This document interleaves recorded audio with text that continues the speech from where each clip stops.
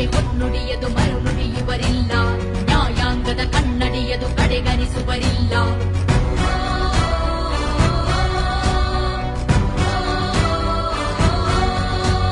ನೀನೆನೆದರೆ ಕಗ್ಗಲ್ಲದು ಬಂಗಾರವು ತಾನಿ, ನಿನ್ ಹಸ್ತದಿ ಪಡೆದವರಿಗೆ ಸೌಭಾಗ್ಯವು ದಾನಿ.